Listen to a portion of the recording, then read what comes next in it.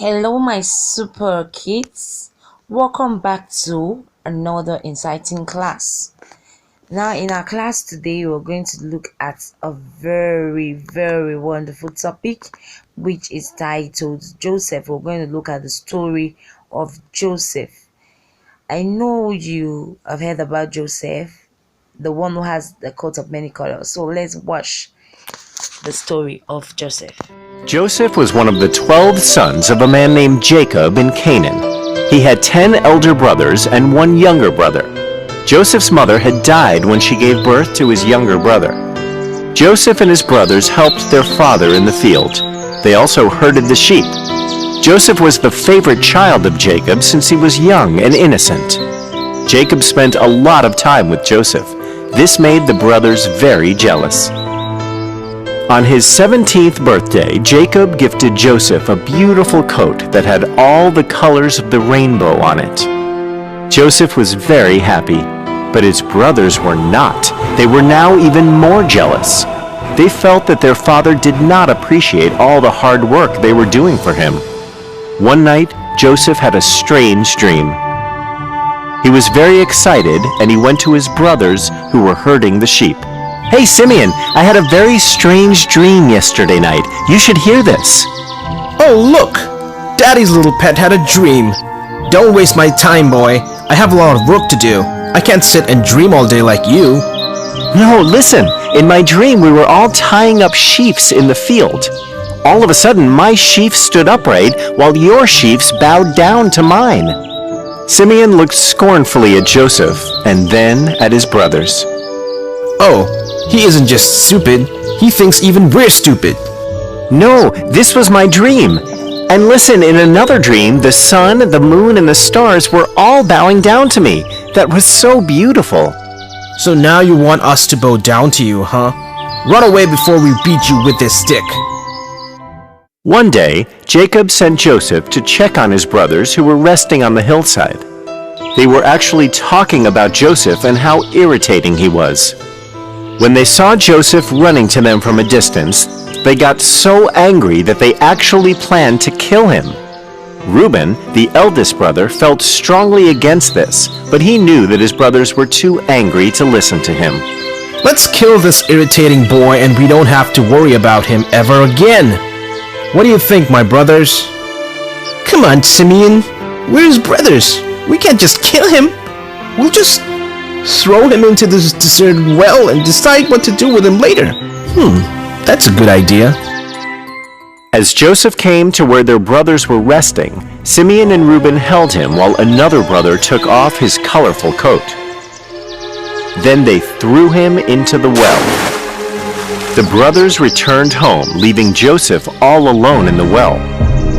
Reuben was sad at what happened. He planned to come around later and rescue Jacob. Just then they saw a group of merchants were passing by. They were from Egypt and were returning after selling their merchandise. Then Levi, another brother, had an idea. Why don't we sell Joseph to these Egyptian merchants? That way we can get rid of him once and for all without killing him. That's a great idea, Levi. Let's do it. Call those merchants here. We'll also have some money on our hands. Where is Reuben? Will he agree with this? He went to pick up something. Don't worry, he'll agree with us. The brothers tied Joseph's hands behind his back and sold their little brother to the merchants for 20 silver coins. When Reuben came back, he was terrified to hear what his brothers had done, but he could not say anything. The brothers then took Jacob's coat and sprinkled it with the blood of a goat. The brothers went back to Jacob and told him that Joseph had been captured by a wild animal. Jacob burst out crying, and he was deeply saddened for his favorite son's loss. Joseph was sold to a very rich Egyptian named Potiphar. He was an assistant to the Pharaoh. Joseph was very intelligent and hardworking. He was also very handsome. Potiphar was very pleased with Jacob and put him in charge of all his properties. Unfortunately, Potiphar's wife one day had an unnecessary argument with Joseph. Since she was upset with him, she told lies about Joseph to her husband. Potiphar was angry with Joseph and he sent him to jail. When in jail, Joseph overheard two prisoners talking to each other. One prisoner was a servant to the Pharaoh and the other was a baker. I had the strangest dream yesterday night. I wish I could make some sense of it. My dreams are even more weird than yours. Maybe I can help you. I can help you understand your dreams. Haha, you're just a boy. How are you going to understand my dreams? I do not interpret them. My God helps me. I will try to tell you what they mean. My God surely has a message for you. So the servant described his dream to Joseph.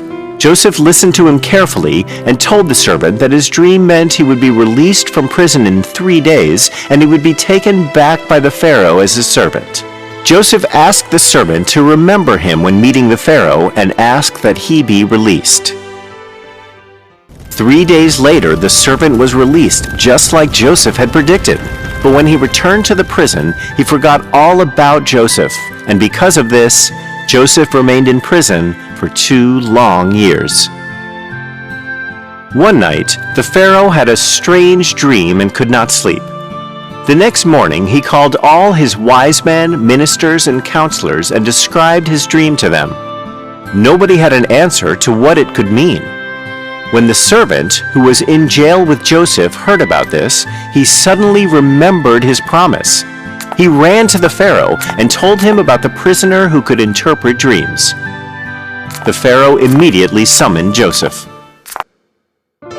So, my servant says you can interpret dreams. He tells me you are extremely gifted. I am not capable of such things, Your Majesty. My God works through me. He can give you the meaning of your dreams. Describe your dream to me. Very well. In my dream, I saw 7 fat cows eating grass in a field. Then 7 thin, ugly cows rose up from the river Nile and swallowed the 7 fat cows. What does this mean? Joseph listened to the Pharaoh and then closed his eyes for some time. He walked across the room and came back to the Pharaoh. My lord, this dream you just described is very symbolic. It is a message from God. God is telling you that a great famine is coming.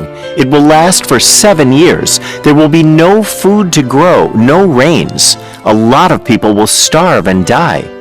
Oh, that is terrible news. We are all doomed then. Wait, my lord, I am not finished yet. The dream came to you as a warning from God to prepare for the famine. There will be 7 years of plenty before the famine. So you can store up on food grains and livestock and other supplies during this period. You must make the most of this chance to produce excess food so that you can store it for later. Oh, you are right. Thank God I found you. This is great news. We will be prepared for the famine. We will produce plenty of food and build up storages for the difficult times. Thank you, Joseph. You are the most wise man in the kingdom. I am appointing you in charge of overseeing this work. Your Majesty, the honor is truly mine. These are not my powers. God speaks through me. I am simply conveying his message to you. Joseph helped the king to grow extra food grains and build storages during the 7 years of plenty so that people would not starve during the 7-year famine. He was also very popular among the people and earned their love and respect. The 7 years of plenty had passed by. The famine started.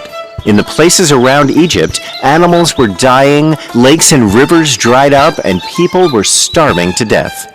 The people of Egypt had plenty to eat and drink because of the work done by the Pharaoh with Joseph. They had so much grain stored up that they were selling whatever was left to the people outside of Egypt who were starving. Jacob and his sons were struck by the famine as well. Their crops had all failed, and their sheep had died one by one until nothing was left. They had heard of the Egyptian Pharaoh who was selling food grains to people outside of Egypt.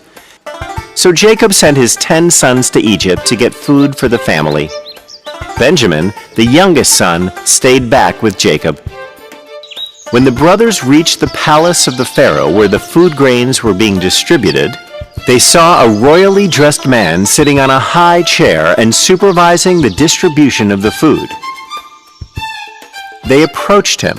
It was actually Joseph, but they did not recognize him since it had been 10 years since they had seen him. But Joseph recognized his brothers. He realized that they did not know it was him, and he kept quiet. His brothers greeted him and then bowed down in front of him, just like the dream he had had when he was a boy. Where have you come from? We are from a faraway land called Canaan. The famine has struck us badly. We are a family of 12, and we have come to buy some food grains. Our father is waiting for us at home. I do not believe you. You look like spies. Are you here to bring harm to our people? No, my lord. We're not spies. We're just hungry travelers in search of food. Please give us some food grains and we will be on our way home to our father. Please help us. Okay. Get up. I will sell you my grains, but you must bring your youngest brother and father when you come next time. Thank you, my lord. We will do that. The next time, Jacob and Benjamin went with the other brothers to Egypt to meet the Pharaoh. Joseph was overjoyed to see his father and little brother. After some time, Joseph revealed himself to them. Reuben, I am the brother you sold off to the Egyptians. Oh, my brother, it's really you. What have I done? Do not fear me. I hold no anger against you. Because of you, I was able to meet great people and be of service to these people. I was able to help feed them in the time of starvation. I have earned their love and respect, all because of you. I want all of you to come here in Egypt and live with me. Jacob could not believe that his darling son was alive after all these years. He ran to him and hugged him, while his brothers bowed down to him, just as he had dreamt many, many years ago. Wow, my kids, I hope you enjoyed the story of Joseph. Thanks for watching. See you in my next class. Bye.